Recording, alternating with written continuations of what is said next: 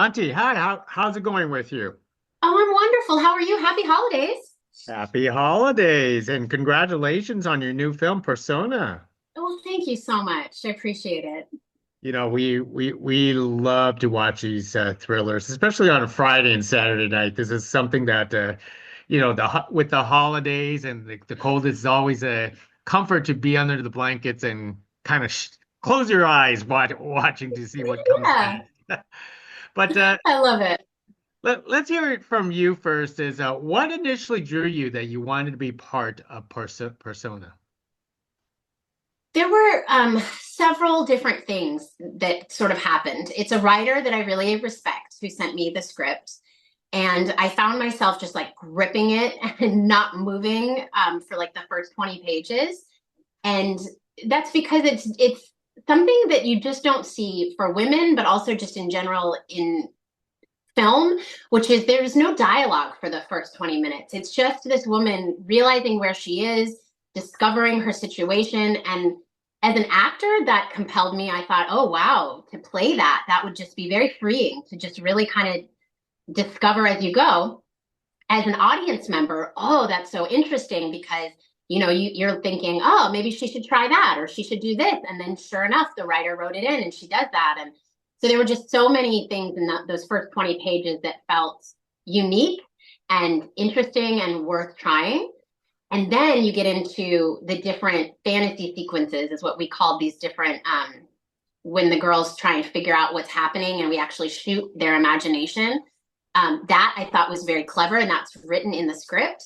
And I just thought, I've never seen that before. But in reality, that's kind of something that we do. We picture how it would go. And if we were in the room, we would actually maybe even picture ourselves doing something. And so that was really unique. And then the big thing that put it over the top is I'm a true crime fan in general, and a horror fan and a thriller fan. And this is a horror thriller kind of thing, but with a real true crime element in that, no, this is not written based on a crime that's actually happened, but it sure could be. It could be taking place right now. It could be taking place, 100 different places around the world, and no one would know. And also, no one would write about it if we found out about it, because women of color, as we know, are just not tracked the same way that some, missing people are. And unless you're like a prolific murderer of women of color, you're going to get away with it, it kind of seems like.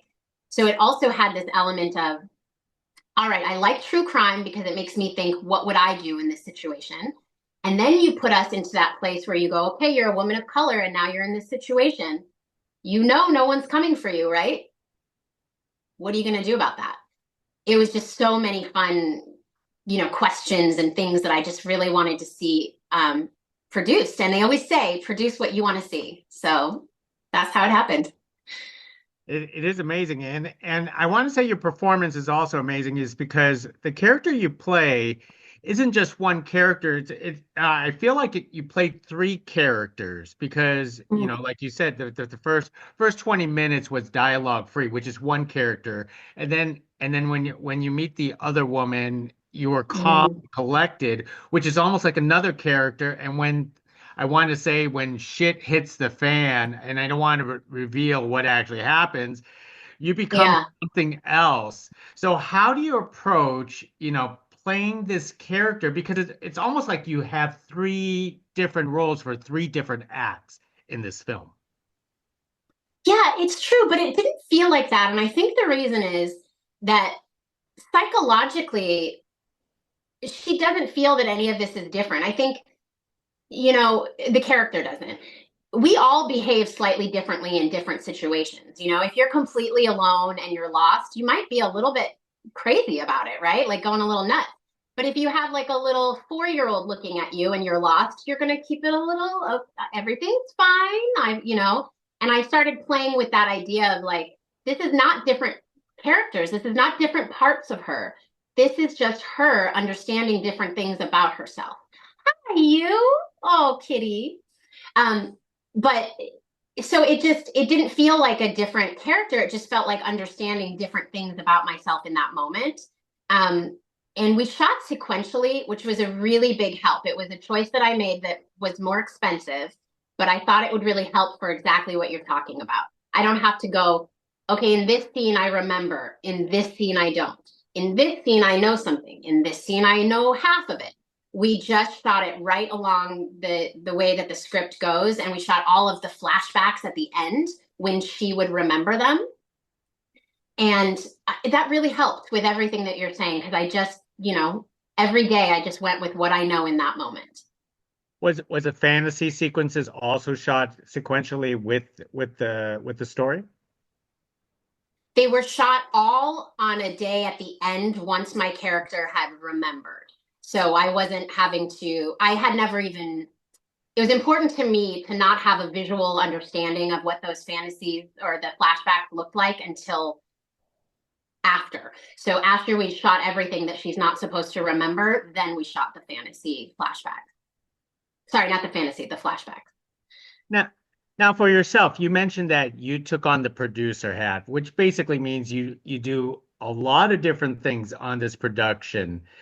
What in the case that you wanted to take that responsibility, because obviously you really believe in this project in order to put on that producer hat.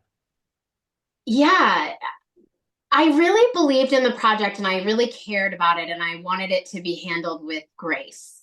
I thought that this was an opportunity to tell some interesting stories about victimhood and how you become a victim and how you become a villain and how, um, it's a sliding scale. I thought there were some really interesting themes that if it wasn't handled carefully, it could also just be a popcorn thriller. So it made me want to produce it from that standpoint. But also, if we were going to tell a story with two female leads, both of color, and it was about women of color going missing from their perspective, which is to me perfect, then you can't be surrounded by a production of white men.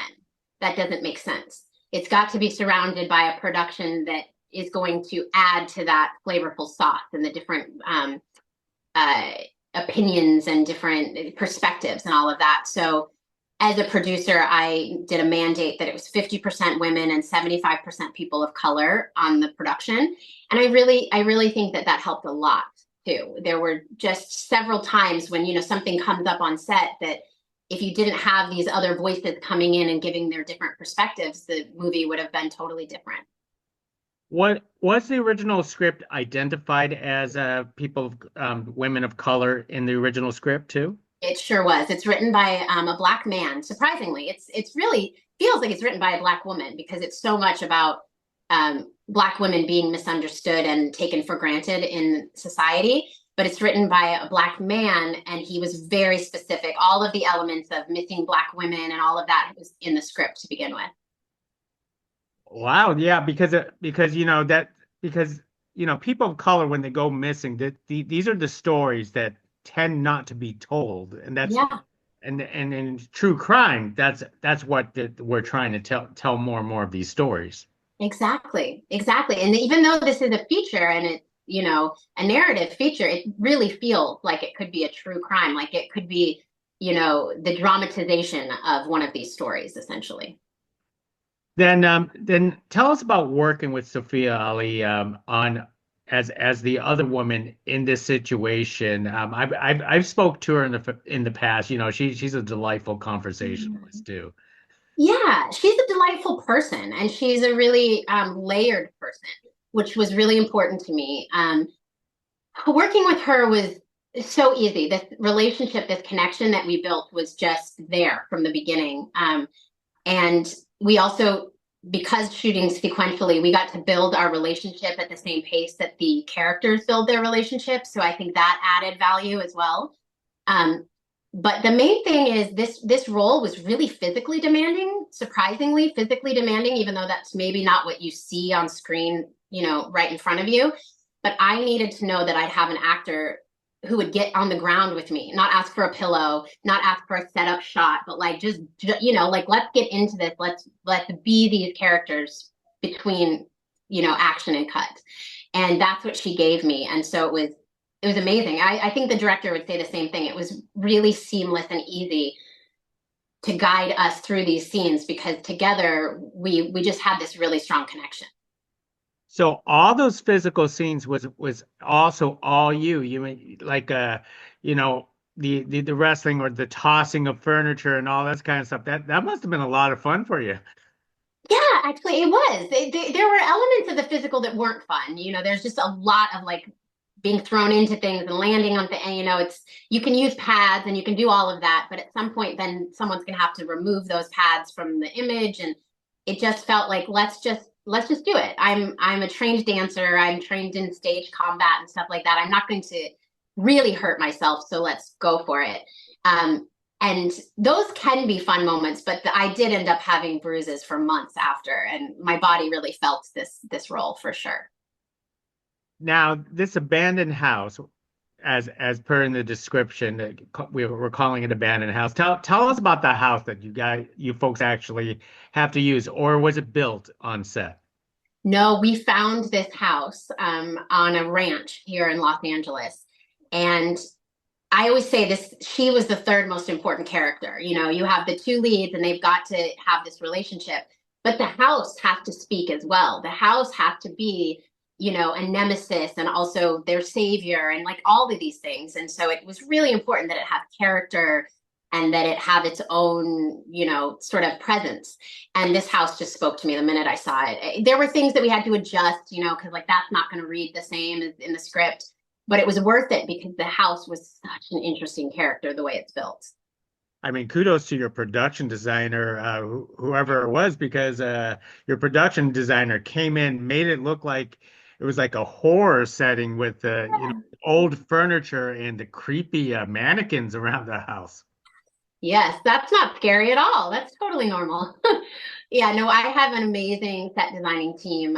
Again, women, and they don't get the opportunity to do things a lot because a lot of set designers and builders, my builder was a woman as well, are just men. And they have women in their departments, but they're not given these head opportunities. But they will from now on. Could you tell me about your journey? Because if my understanding, you started off as a dancer, and how did you end up as an actor? Um, I always wanted to be a storyteller. Coming from Colorado, I don't think actor was what I knew, but I definitely wanted to be more than just an actor. I wanted to tell full stories in lots of different ways. And the only thing that was available to me in Colorado was dance. And I loved it. I ended up getting a bunch of scholarships so that I could do like these really full dance programs. And that to me saved my life. I went through a lot of abuse and a lot of poverty as a child, and I didn't have any friends. I was in an affluent white community, being poor and not white. And just dance was the thing that brought me community and comfort. And it also allowed me to express these pent up emotions and be other people. I could be the most popular girl dancing out there. I could be the girl who has nothing and sleeps on the floor and is so much worse off than me. I could express myself in all of these ways through dance, but acting let me do it even more. And I knew that that would come. And so I ended up getting a dance agent and booking a tour as a singer and a dancer very young from Colorado. I toured with Earth, Wind, and Fire.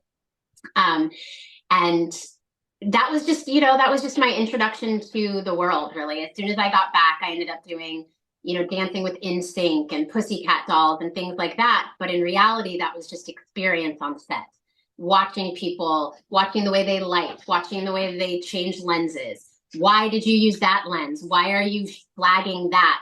It was just amazing experience to become the storyteller that I feel like I am now. Now, since you really done well yourself in on the acting side, and as you mentioned, you want to be that storyteller. I know you directed before and you written before. Do you want to seek more opportunities possibly down the road in the director's chair or in the scribe's chair itself? Definitely. Yeah, I have stories to tell that other people are not telling and I want told. So I think at some point you gotta get out there and tell them. And, writing is a huge part of that. I've written scripts, but for me, it's not an easy thing. It takes a lot of effort. And so I love the idea of collaborating with someone who loves to write and we could just work things together. I love the idea of directing and really getting into directing, but I feel I have still more to learn because I want to feel like I'm a, you know, really capable director. Um, but I think all of that is in the future because I really do love to tell stories. I love to affect people in whatever way that, whatever that means. So that's definitely my future. Well said. So what's really up next for you? Can you talk about it? Yeah, my production company, I'm doing a few acting roles. I'm going to be on a TV show called Mind Your Business, which is really fun with a lot of friends and comedy, and it's the way you're used to seeing me. But I also have a Christmas movie coming up that we'll be shooting with my production company, which means that we're hiring people of color. And the story will have a little bit of a different twist, but it's still a Christmas movie. You know what? We always want more people of color in Christmas movies. That's for Yeah, sure. Because yeah. Hallmark and Lifetime can only go so many times with the same type of stories. With the same story, I know, but we always watch it because we love to just be cheery at Christmas. So I'm going to make another version of that. Well said. Well said. Well, Shanti, thank you very much for speaking to us about Persona.